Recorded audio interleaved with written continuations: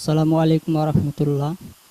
হুজুরের কাছে আমার প্রশ্ন হলো, আমরা যখন নামাজ পড়ি, নামাজের মধ্যে আত্মাহিয়াতু পড়ি, কখন আমাদের আঙ্গুল তুলতে হবে? হুজুর বুঝিয়ে বললে ভালো হয়। হ্যাঁ ভাইজান, খুব সুন্দর একটি প্রশ্ন করেছেন। যে আপনার প্রশ্ন হলো নামাজের মধ্যে আত্তাহিয়াতু পড়ার সময় কখন আপনি আঙ্গুলটা তুলবেন। খুব সুন্দর একটি প্রশ্ন।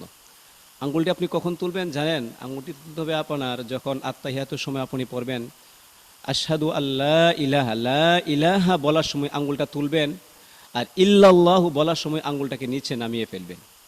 এই কথাটাই কিতাবের মধ্যে ফিকহের কিতাবে মাসালি কিতাবে এভাবে বলা হয়েছে, ওয়াল ইশারাতু ফি সহিহি বিল মুসাব্বিহা ইনদা নাফি ইয়ারফাউহা ওয়া ইয়াদাউহা ইনদাল ইসবাত। যে লা ইলাহা বলার সময় আঙ্গুলটা তুলবে, আর ইল্লাল্লাহ বলার সময় আঙ্গুলটাকে নামিয়ে ফেলবে।